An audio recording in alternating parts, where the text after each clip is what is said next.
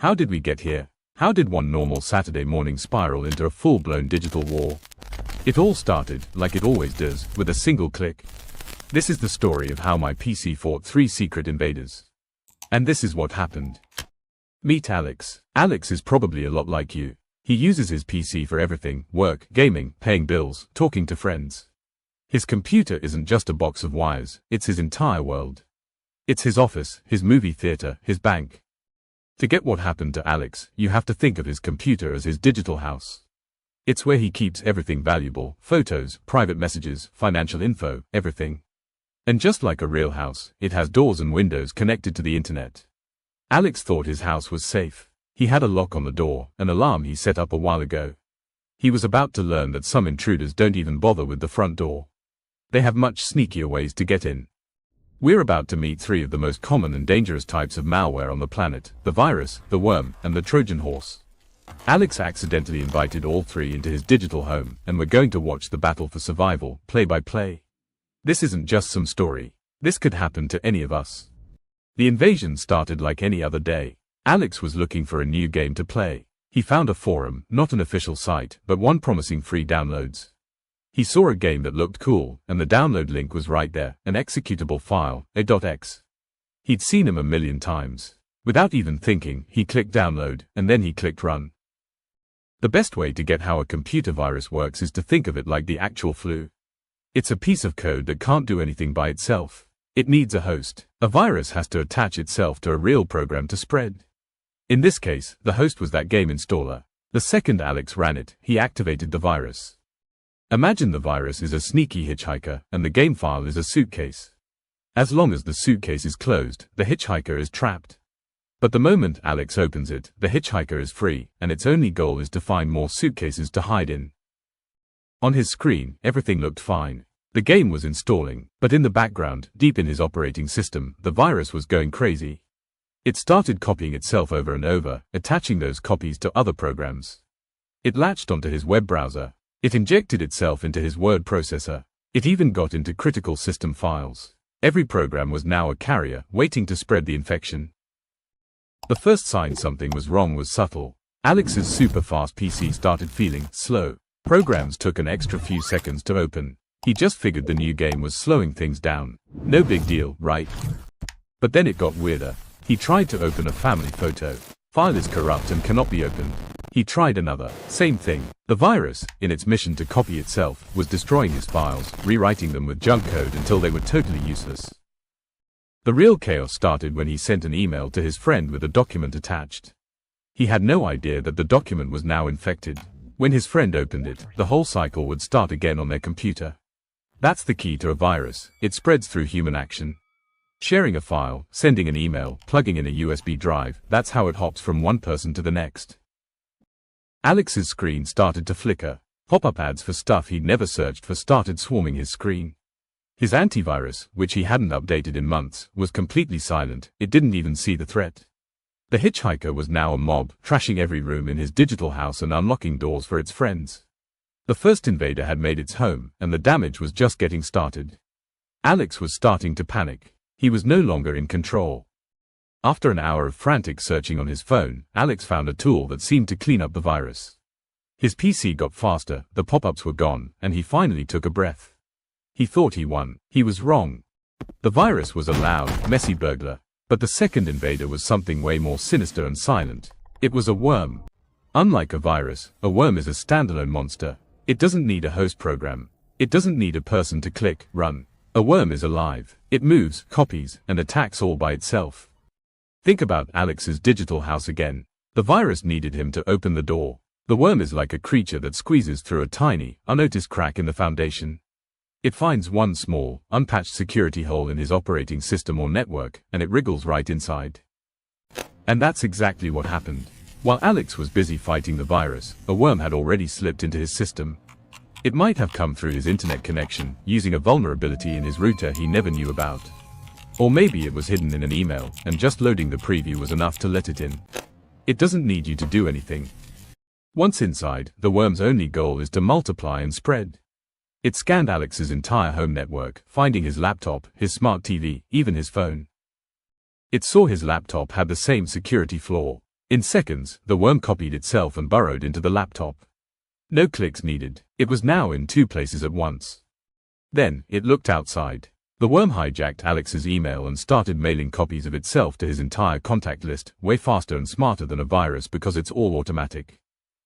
It spread through his messaging apps, sending malicious links to his friends that looked like they came directly from him.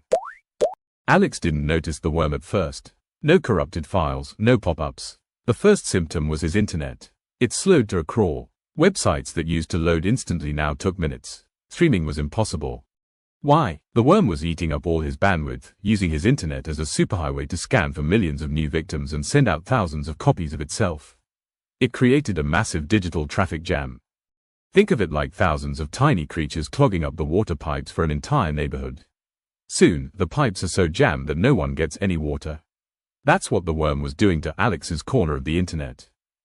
His computer started crashing over and over. The sheer number of worm copies was using up all his memory and processing power until the PC just gave up. The infamous blaster worm from the 2000s did exactly this, infecting hundreds of thousands of computers by exploiting a single flaw in Windows, causing network meltdowns worldwide. Alex's PC was now a zombie, part of a botnet, mindlessly working to infect others. He'd cleaned up the hitchhiker, but now his house's very foundation was infested with a creature that would not stop multiplying. Okay, Alex is in serious trouble. He fought off one invader just to get completely blindsided by a second, much smarter one. If you're learning something new right now, do me a huge favor and smash that like button.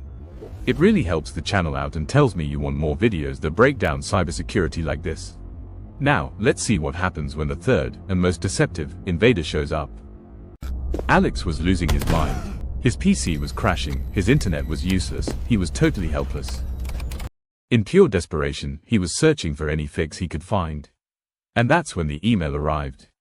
It looked legit, professional. The subject, urgent, Microsoft security update, worm and virus removal tool. The email claimed a new, aggressive worm was out there and Microsoft had an emergency patch.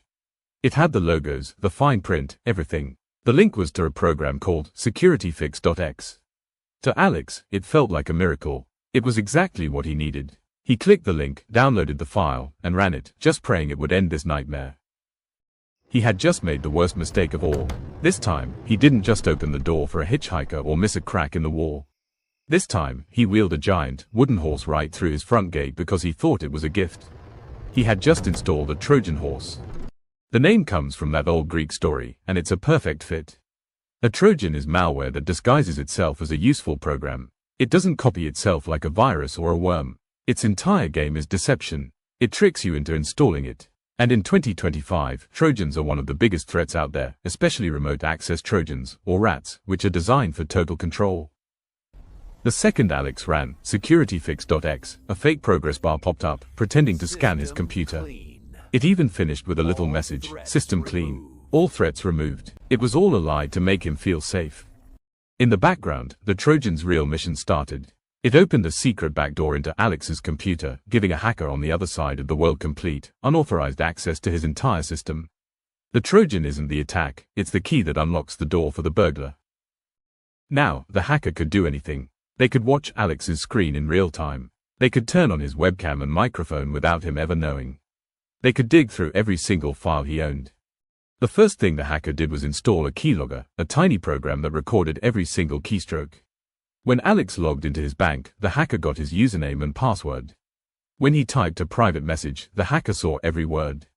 This is exactly what a banker Trojan is designed to do. Next, the hacker hunted for sensitive files, tax returns, private documents, saved password lists.